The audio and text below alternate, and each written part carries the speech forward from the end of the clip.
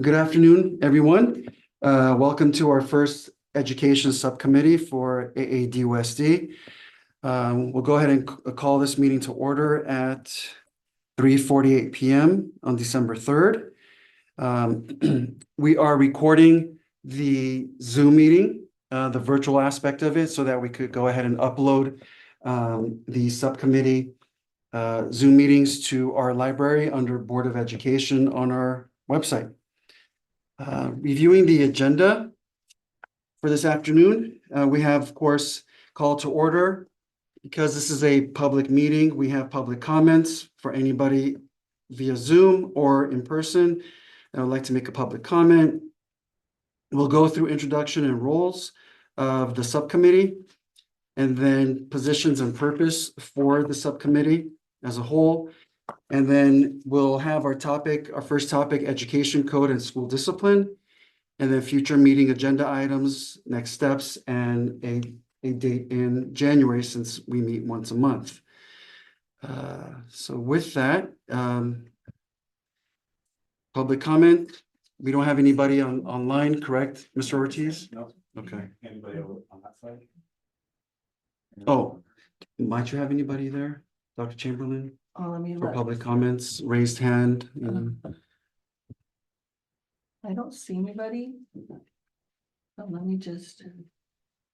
No, two participants. Which is me Dr. and- Basis. Yes.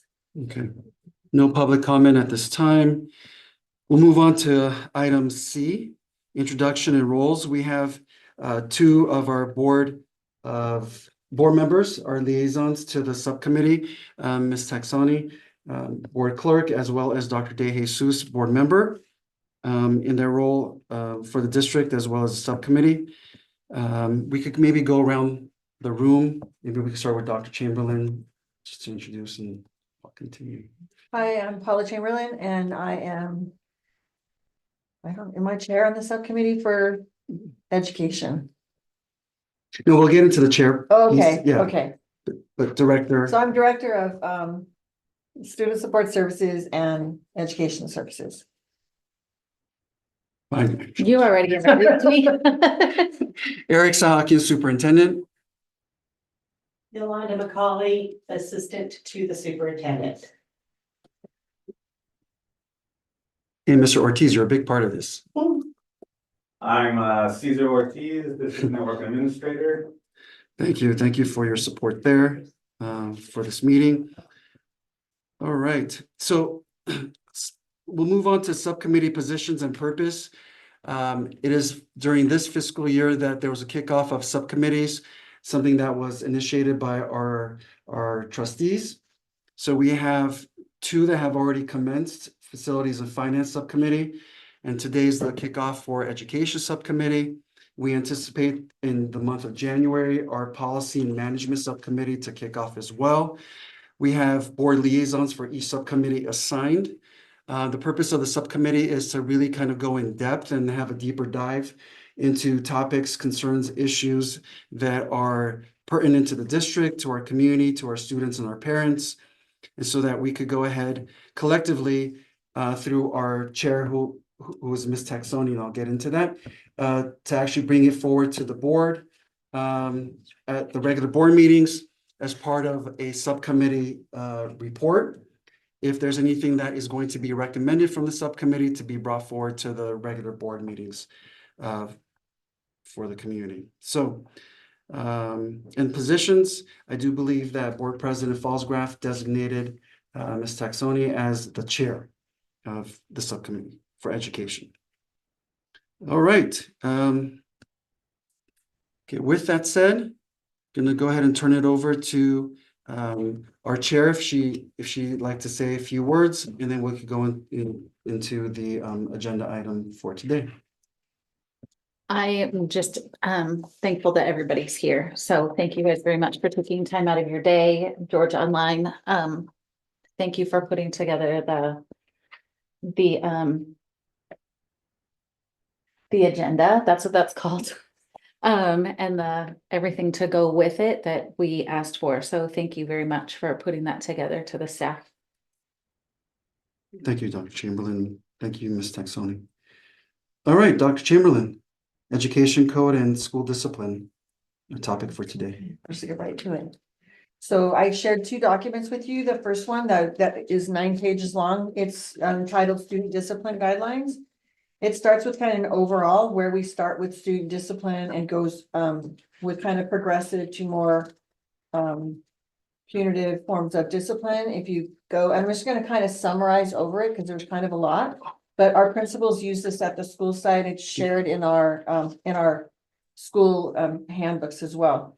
If you go to the second page, it lists a number of things that could be considered alternatives to suspension and kind of the progressive discipline pathway, if you will, with starting with the conference with school personnel, usually the principal, parents, the pupil's parents, a guardian, and the pupil themselves.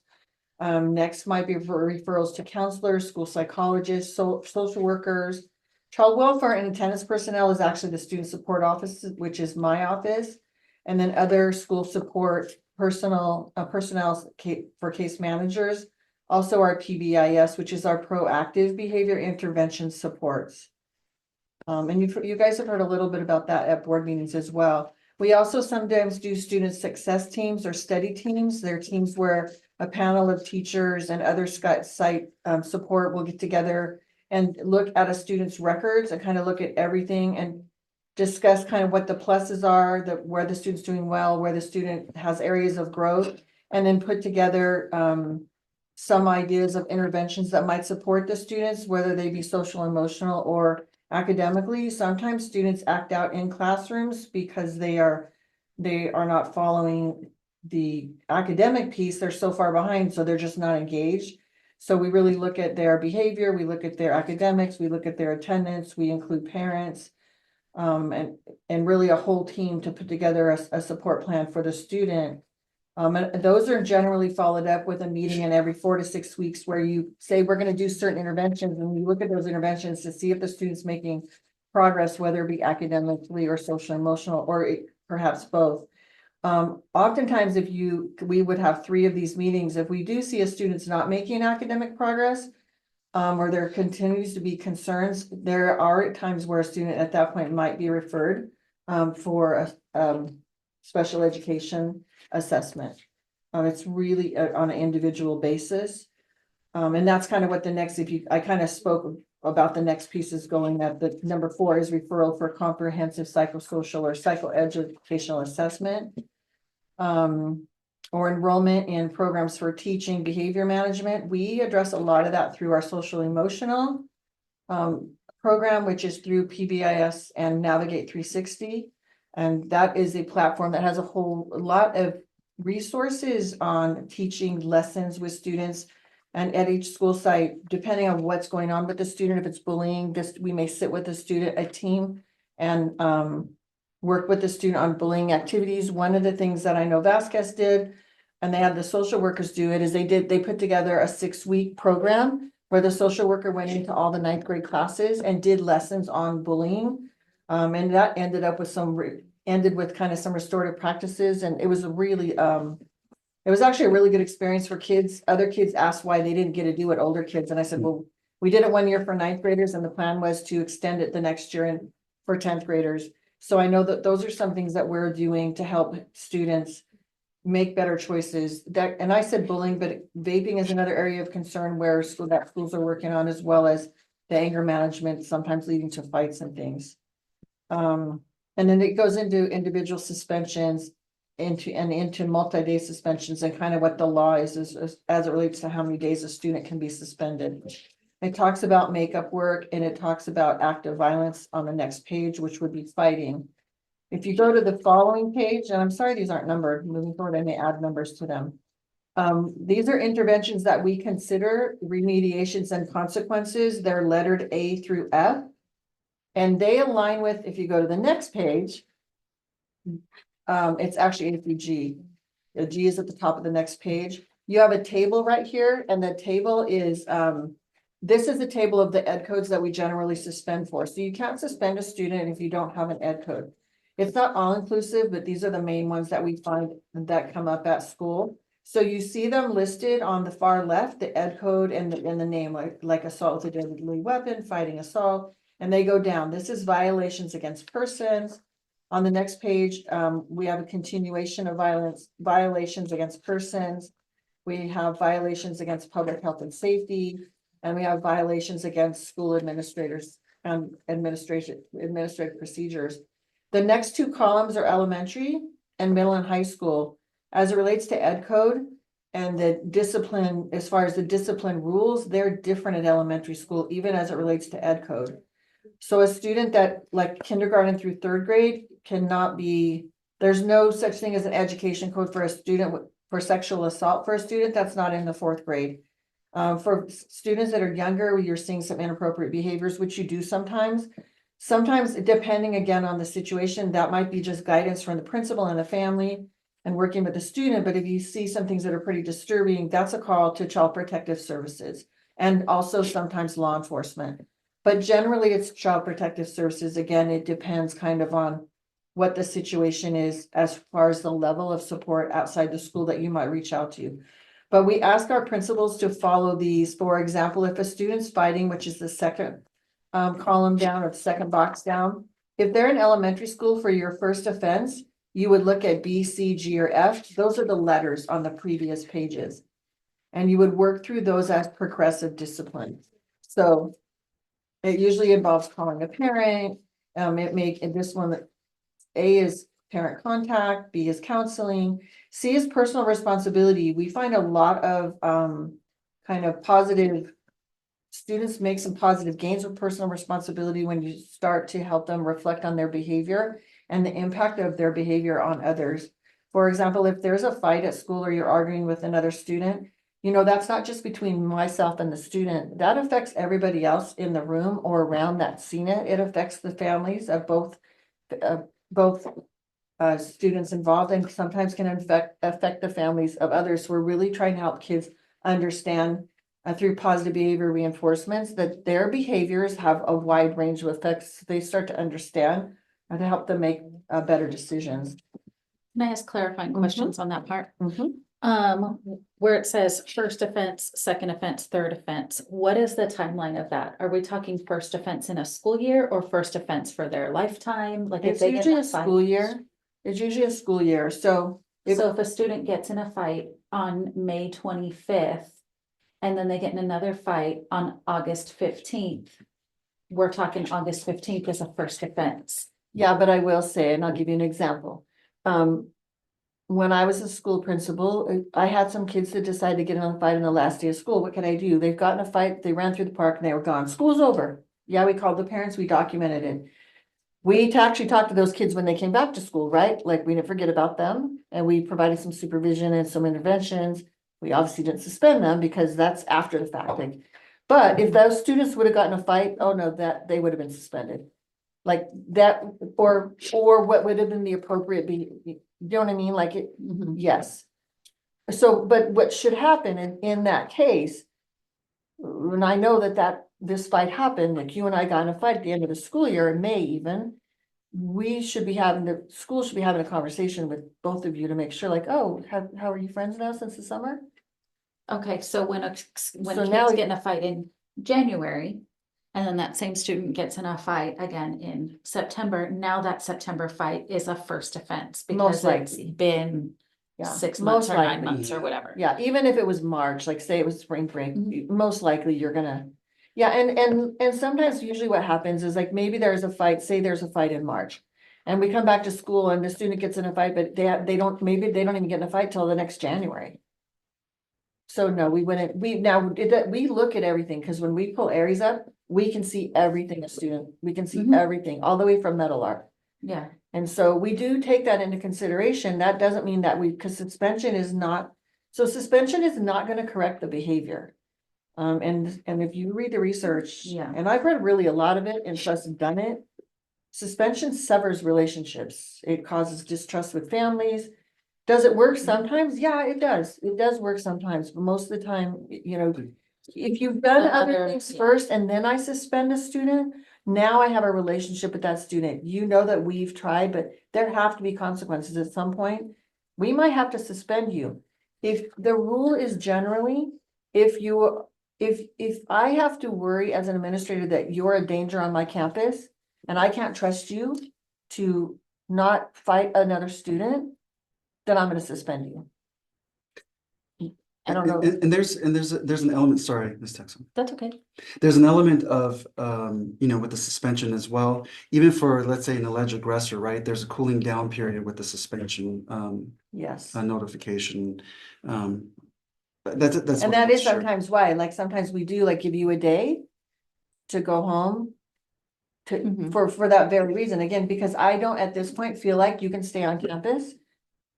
I mean, the day of, we're probably gonna send you home. I mean, if it's a fight, if you're fighting, we're gonna suspend you. Like, I mean. Yeah, or stealing or bullying, like, well, let's not just talk about Okay, so fights, where's because we're, stealing? So tell me so where. it says theft, it says first offense, We'll and go to this, theft. this is my next follow-up question. Mhm. Where it says first offense A, B, C, G.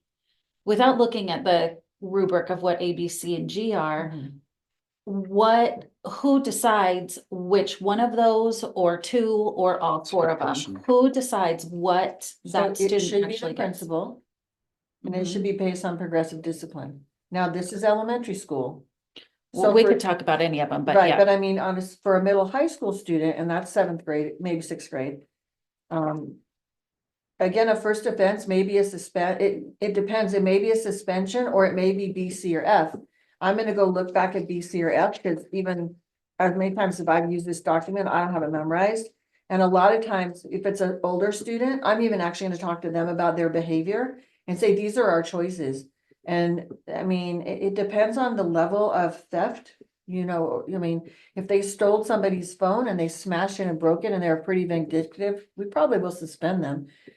If the kid's never been in trouble before, and in all the years that we've had them, that's where you get to be like, well, am I gonna suspend you? So just because it says here suspend 1 day, that's not an automatic suspend 1 day. No, it's a suspension or B, C, and F. Okay, So it could be counseling, it could be personal responsibility, definitely parent conference, you'd call the parents anyway. I mean, E is not on there, but campus beautification is one of our progressive discipline. Like it's something that we do lunch detention. Like there are some things that aren't on here that we do. We have also after school detention. And principals want to add Saturday school too, so at some point I think that we'll have that as well. so let's go back to fighting. Okay. Fighting, assault, threat, mutual assault and battery. Third offense, suspend 3 to 5 days, B, C, and F. And then for continued infractions, does that mean the fourth infraction is when they get? So it depends on the intensity and the level of the fight, right? So I think that's where there was confusion in a different conversation is if this person is fighting in September of last year and then they're fighting in September of this year, one time they're being suspended and the next time they're being put up for expulsion, or talk of being put up for expulsion, where is? So the only time that you'd be put up for expulsion, and that's one of the big, it's not a big five, is because if there was some egregious behavior on your part, you ganged up on a student, the student didn't fight back, there was physical injuries. So again, it depends on the level of fights, if you will, I Yeah. mean, Dr. Chamberlain's correct. So yeah, the level of egregiousness. yeah. So if the fight leads to, let's say, the alleged victim receiving medical treatment, that could be considered as an assault. And then so it's almost an automatic expulsion recommendation referral. Right, and recommendations, so what normally happens in a bigger school district is a recommendation like that wouldn't result in an expulsion. It would normally result in you being moved to another school due to safety, and because now Because we luckily don't we have do that. have virtual Yeah. academy now, so it does give us the option of doing an expulsion with suspended enforcement, which we kind of didn't have last year, so that's kind of new this year. Mhm. Since we're small, we don't have that movement of, let's say, from one middle school to another middle school, one high school to another. But with the addition of the virtual academy, Acellus, it opens up We the do door have a to- little bit more yeah. wiggle room. I know this is where George is pretty passionate about it, so I don't wanna speak over you. If you have anything, jump in. No, I'll make you guys finish, yeah, I'm very passionate about this subject, so I think safety is important as far as physical safety to our students. One of my questions that I have is, Brianna, you kind of asked most of my questions that I was, thinking about. But, so the suspension days, 1 to 2, 2 to 5 on each section, who's coming up with that? Is that's not the education, right? As far as- No, but if LACO provides guidance, and I'll tell you, 5 days is always pending an expulsion. I will say principals do break that rule sometimes. But they're not supposed to suspend for 5 days unless they're going to recommend for expulsion. Now, has it been done? Yes, but it's not supposed to be done. But yeah, One of we, the issues that I have, it's not the typical, one fight a year, or not even one fight a year, just case by case circumstances, right? Mhm. Like the typical, I pushed you or whatever. I'm not worried about those cases. I'm worried about the cases where the repeated individual keeps fighting and fighting, multiple people throughout the school year. That's what I'm worried about. At what point are we saying, okay, now it's time for expulsion or a recommendation for expulsion? And I want to see some criteria that the district needs to follow to recommend for expulsion. Like we just talked about the egregiousness of the fight, the injuries, the multiple attackers. I don't see that in this matrix. I want to see, okay, so at what point is the board going to hear this story of what happened? Because that's what's missing. That's the piece that I think is missing. I agree with that. Because we just talked and it completely makes sense when you say it out loud and we just talked about it, but it's not written anywhere. So like when a parent is coming and saying, why isn't this student being expelled? We get a lot of that, right? Mhm. Different Mhm. parents of victims or parents of onlookers. Why isn't this student being expelled? It would be great to have a document that says. this is the document. See, does it say it in there? Like the So- fight is what, there was no medical attention, so we're not expelling, or the student went to the hospital, so we need to, like, So when a student gets hurt, it raises from the second one, which is fighting, assault, threat. That's the lesser violation. Assault and battery, when it raises to the level where a student goes to the hospital, they come back, they've been hurt, then it changes to assault. Assault assumes physical injury. So we wouldn't use this fighting, assault, threat, mutual combat one. I mean, okay, so I have a bloody nose, I don't go to the hospital, it's still considered assault. But when someone goes to the hospital and then they're hurt and the doctors confirm that they're hurt, then that raises the level of the suspension to 489002. I mean, it's So- hard to, Yeah, that's, Are these titles fighting and are these coming from the educational code? Because battery is fighting. I don't understand why that's separated like that, unless, like you said, there's some conditions that outline the severity of the fight, which I really would like to see. But you're using the different terminologies that really mean the same thing in the criminal aspect of it. So I'm not sure how we, is this the educational code that listed this? Yes. If you fight somebody, that's battery. If you touch somebody that's unwanted touching, that's battery. So I'm not sure, that's why I'm kind of confused on these two. Yeah. The way they're listed. yeah, good comment, Dr. De Jesus. We follow the language that's provided by the state, per the education code. So the other document that you have, and we have it on Zoom right now. Thank you, Caesar. So midway down, page 1 of the second document, it says some discretion, student offenses with limited principal discretion. Principal must recommend expulsion when the following occur at a school or at a school activity off campus, unless a principal determines that the expulsion is inappropriate. That first row, it says causing serious physical injury to another person except in self-defense. So that's language that we have to go by CDE, by the state. And so what Dr. Chamberlain was describing, as a former principal, when I had to deal and investigate fights, and if there wasn't that physical injury, which amounted to, let's say, needing medical attention, then I would code it as Education Code EC 48900A1. And that's a drop-down menu that we have in our student information system, and it will be coded as such, 48900A1.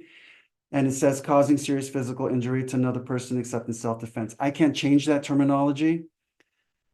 If there was an incident and it's happened to me as a former principal, student needs physical attention, the victim, then it's the same terminology, but I'm gonna go ahead and now switch it from 48900A1 to 48900A2. And then when I Do we code it as have 48900A. a list of criteria that kind of spells out what serious bodily injury is. So we do in law enforcement, you know, it's some injury requiring stitches, unconsciousness, broken bones. But is there something that we can put into this policy where we can show people, okay, well, we did not meet this criteria because there was none of these. But right now, it's pretty vague. It's like physical injury. That's pretty vague. If my daughter comes home with a bloody nose, to me, that could be serious. So is there a way we can input what that means to the district? What does serious or physical injury mean to us as it relates to recommendation for expulsion? Because I think if we take out the gray area, we put something that's concrete, we can avoid parents coming in saying, well, why is my kid not this? Why is my kid, only get, or the suspect only getting 2 days, or the student getting 2 days? Well, this is why, because under these parameters, it says he didn't have stitches, he wasn't unconscious, he didn't receive medical attention. But as a parent, if I read this, I don't see that. To me, it's just like, okay, well, you guys are making a subjective decision on whether or not to expel this kid or not. Well, first of all, a lot of what you're talking about is confidential and we can't share that information anyway. So, and even in law enforcement, things are subjective. I don't know that you're ever going to get away from some subjectiveness. I don't know how you're going to get away with that. When I the mean, victim has injuries, that's not subjective, that's objective. If he has stitches, you're getting arrested for this code. If you have a broken bone, you're getting arrested for this. well, I wish that I had a huge fight at Vasquez a few years ago for students that I put up for expulsion. And that was it was a huge fight. I'd call law enforcement. I've never had to do that in 10 years. And I couldn't believe they didn't arrest the student. They ganged up on there was blood everywhere. And I asked the officer afterwards, like, why wasn't the student arrested? And because they called it assault. They said, this is assault. We called it assault. And they said, because nobody went to the hospital. I'm like, okay. So, I tell you right now, that's because they're lazy. okay, but I agree with you. I'm not disagreeing. I'm just saying, like, I don't know how we get around that. Like, you have humans involved in all of these situations. Right, exactly. I just would like to be a little bit more clear on what a parent can expect or what a student can expect. I'm not saying you have to share confidentiality stuff, but if a student, it's clear if a student gets hurt to the point where we list the parameters of the injuries, it's clear their recommendation is expulsion. And also that would give our administrators black and white backup where they're saying this, this is why your student is getting suspended. This is why your student, this is what, and it's not, well, that's what I decided because it was up to my discretion. And that's what Dr. Sahakian decided because it's up to discretion. I use this with parents and I get those calls too that you guys get and you can refer them to me and I share this with parents. And I will, in vague terms, without speaking specifically about their case, say that for us to even suspend a student, it has to be in the ed code. So if I don't have an ed code, then I'm not suspending.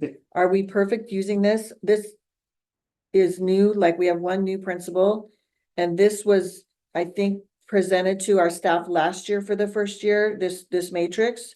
And I am still working with our principals to be consistent in using it. I think if we're consistent in using it, we'll do better. I do. And we review it almost every time we meet. I will also say, like as humans, we make mistakes. So, and we bring biases. And so that unfortunately does affect, and we're aware of that. I'm aware of it. I'm sensitive to it. So when I am working with our principals, I try to provide guidance.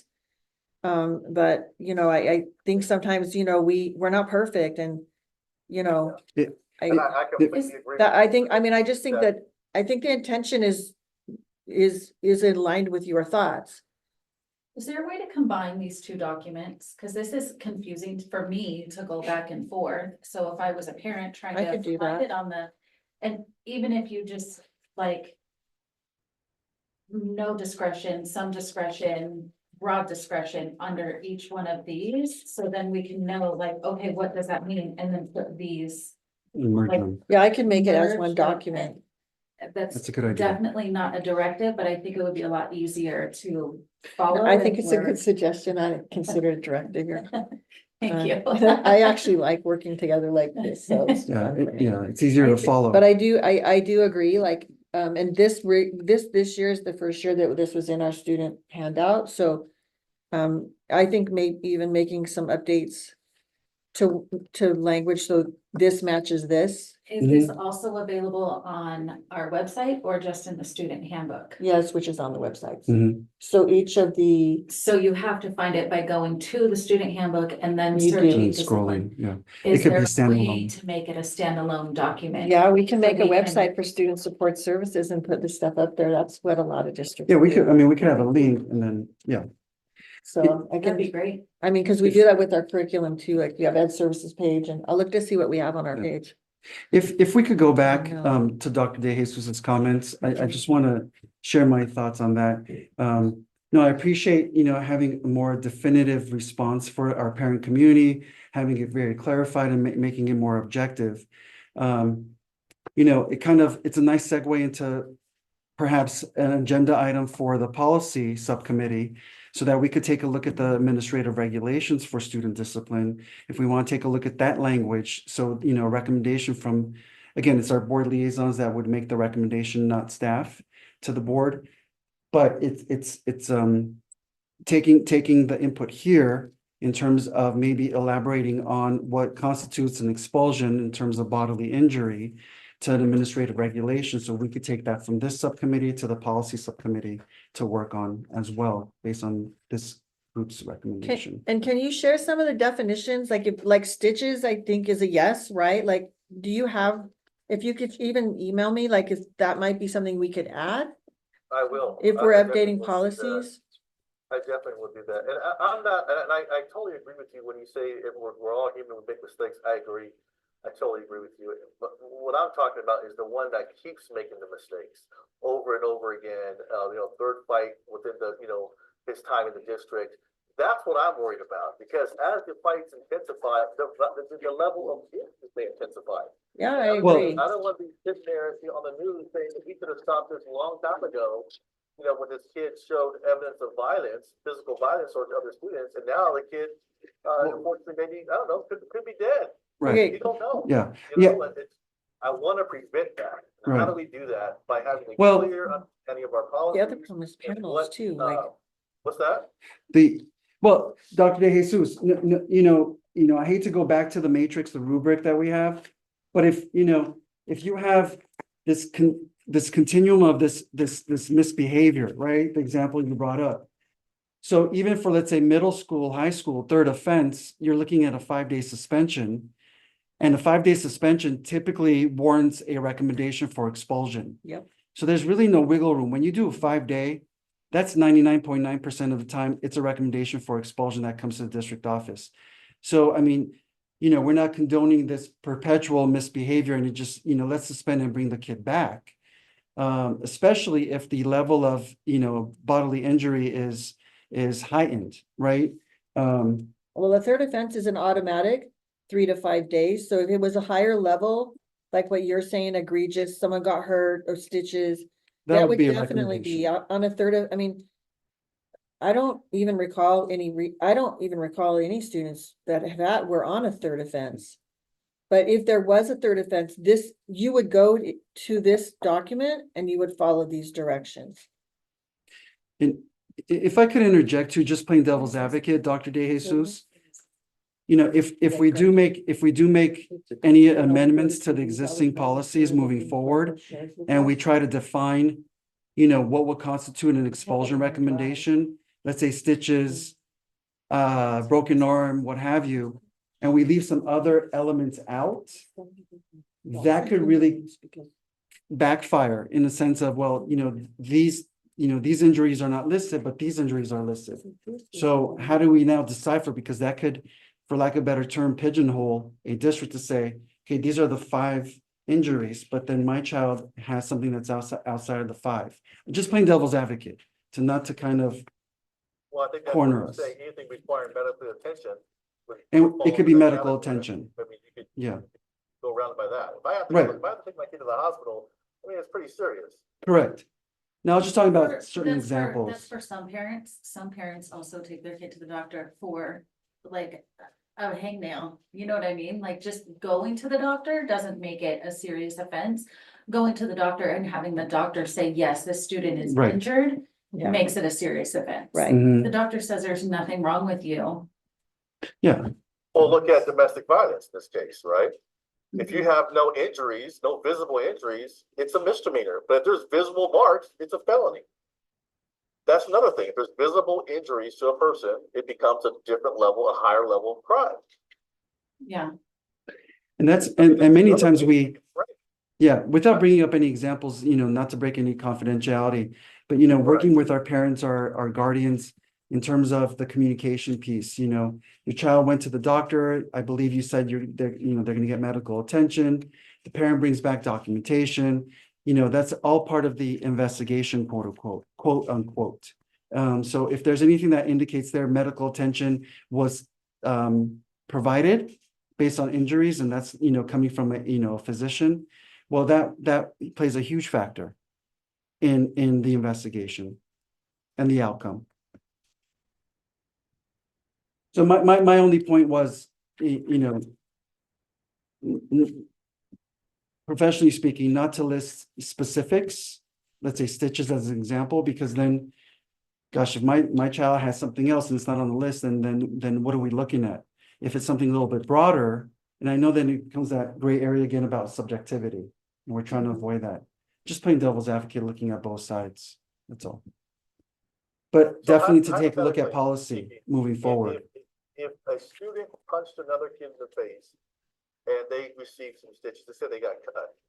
First offense, are we talking about the B, C, G, and F type of recommendations, or what are we talking in that same scenario based on the chart that we have now? He gets punched in the face, got 5 stitches. What are we doing at the district? So every single one, every case is Yeah, so different. different. So like, if you just looked at the form, you would say first offense, suspend 1 to 3 days, but if it's a really bad fight and they got stitches, we'd probably be recommending them for expulsion. That's it, and that's all I'm asking for. Yeah, I mean, Is just to look at the severity of injuries and the totality of how many times this person's been in a fight, and then say, here you go, we're gonna recommend expulsion. That's all I'm Based off asking of- for. Based off of what you just said, that goes against what is right here. So again, That's again, look, you could put stuff in writing, but you can't put it's the same with special education. You cannot put everything single scenario. You have to deal with every single scenario differently, right? So and there's so many things that affect it. We had a student first offense involved in a fight, no stitches, but it was 2 girls. It was a bunch of girls. They were fighting. It was pretty egregious. And one girl, not unsimilar to probably what you recently was, but it was over a year ago. Those kids are in foster care and they're great kids. But they have an attorney. So as soon as we, let the parents know that we're moving forward with an expulsion for both kids, we get a call from the attorney. She was great. She said, so share with me the other means of correct. discipline, correction. Thank you. And for one student, we had some because she'd been in trouble before, not fights, but she'd been in trouble before. We had worked with her. And so we moved ahead with an expulsion for her. But the other student, I think we ended up putting her on virtual, but she was in the 11th grade, never been in trouble before at all, and was in this fight. And so we put her up for expulsion, but it didn't go to that level. It didn't go through as far as the expulsion because it wasn't going to hold up legally, not just because she was fostered, just because she had an attorney who then calls and says, well, you don't have other means of correction. You don't have proof of that. So in that case, we found she went on virtual. And I believe that student has been back in school for a long time again, not in trouble. But now if there hadn't been an attorney involved, would we have gone forward with the expulsion? Yeah, we would have. But see, the attorney, it doesn't matter if they have an attorney, everyone gets an attorney. It's just, let the courts figure it out. If we did something wrong against educational code, then they would figure that out in court. just because they have an attorney doesn't mean that we're gonna say, you know what? All right, we're not gonna suspend. No, yeah. But in this case, Lakewood would have turned it over. In this case, the goal was to have this campus be safe and for the student to have a consequence for her behavior. And she was out of school for the remainder of the year and maybe possibly the part of the next year. I'd have to go back and look. So she still got a consequence. She didn't go back to school. We put her on virtual. But there's just so many things that affect what we can do is all I'm saying. And every single case is different. Right, and it's clear what we can and can't do. It says, I mean, the educational code says you can suspend a recommendation for exposure for these categories. Every call I go to on in the police department are different. Just Yeah, like here. Absolutely. All the scenarios are different, Yeah. but the Yeah. law is there in black and white. It says the elements of the crime, if you do A, B, C, and D, you are going to get this. You know, You're- same with here. If you do this, this, and this, the education allows you to do within You're- these parameters. You're, That's all. That's exactly what I'm trying to convey here. Is that it is, for the most part, there is some objectivity within this educational code. Yeah, there Yes. is, definitely. but Dr. De Jesus, I know, There it Ms. is. Texoni has to leave. So, anything that the chair on the agenda was supposed to do, I'm gonna go ahead and let Dr. De Jesus handle that. Thank you very much, and please fill me in on anything that I'm gonna miss after this point, because this is riveting. So, thank you very much. Thank you. Thank you. Thank you for coming. Bye, George. Bye, Brianna. We'll see you. And Dr. De Jesus, completely understand the objectivity piece. With all due respect, we're working with children K through 12. And there is some subjectivity, working with youth.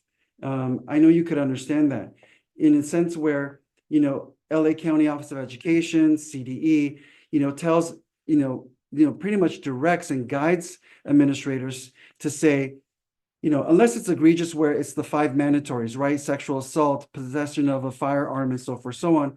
All these other elements, they're going to look for, especially if there's repeat behaviors, are there other means of correction? Because you are working with children, between ages of 6 through, let's say, 18.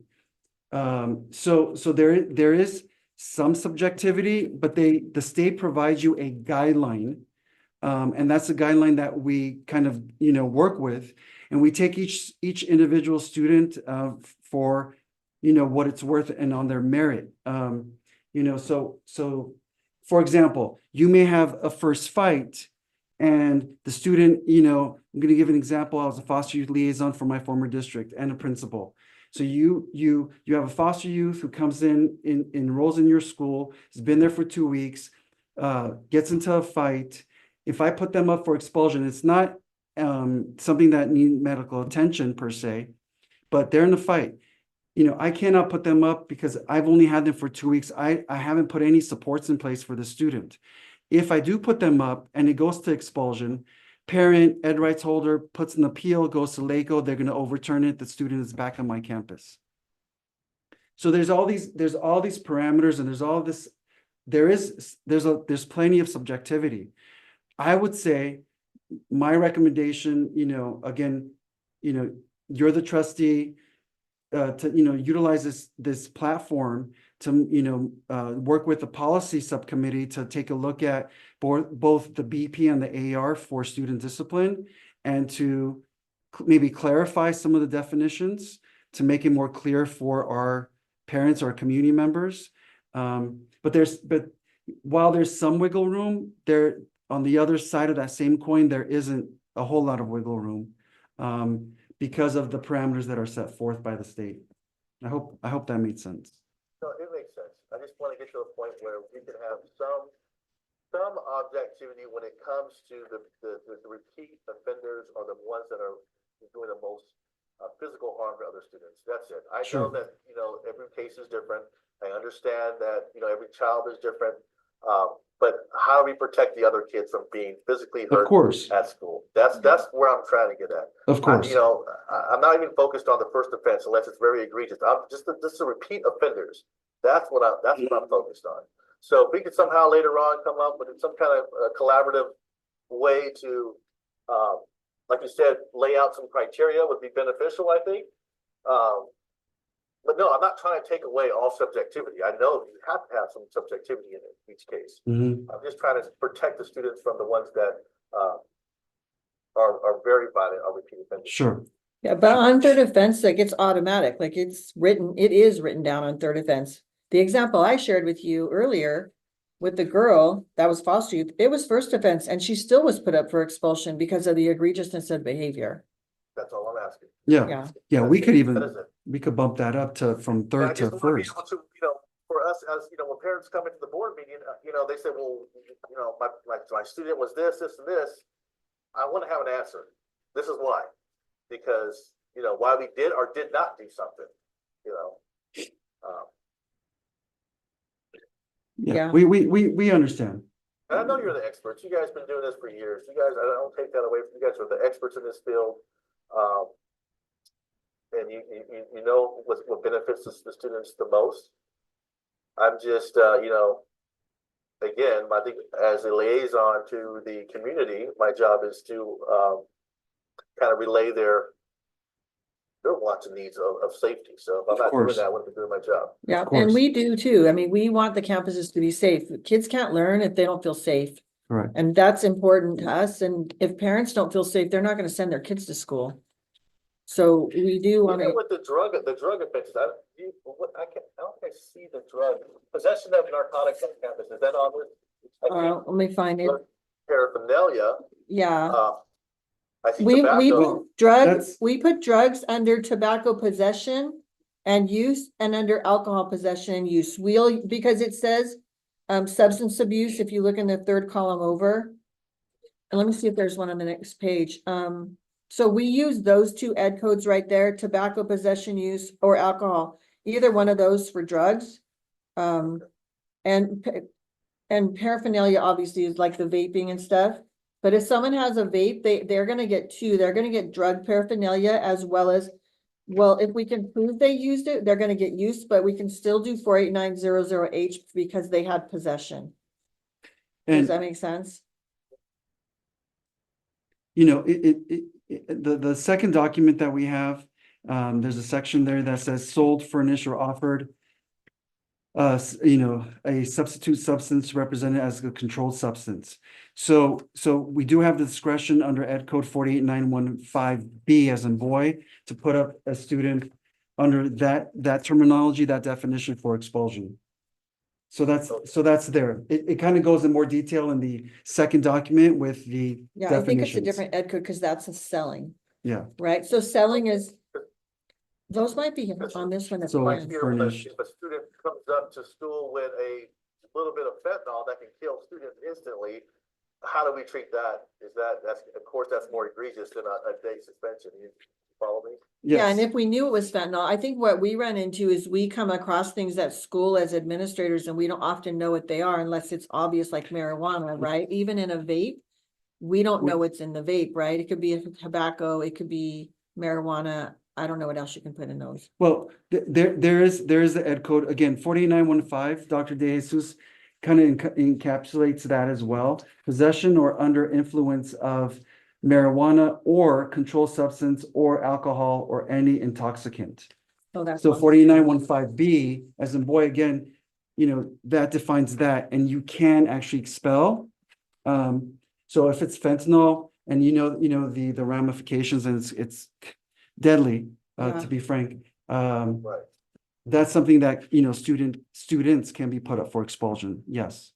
That was my question. Let's So- get it on there. And so Brandon, you mentioned combining this document that I'm holding up is the second one this is the one that came from LACO. So I think it would be a really great idea to update even this second page of this document are not necessarily expellable on a first offense, like bullying is on here, but updating we're gonna combine these. Okay. So because some of the same ed codes are on both of them and just updating the language so it more aligns with the ed code, which that second 2-pager that you have, that's directly from the ed code, Okay. right?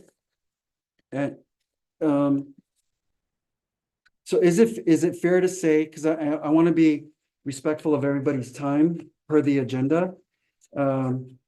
Is it safe to say that, for the policy subcommittee, that's coming up in January. No date has been set, but it's set for January sometime. That a recommendation could be made from this subcommittee to the policy subcommittee in terms of taking a look and reviewing the student discipline policy. Absolutely. Okay, I think that's just great. want to make sure. Thank you for that.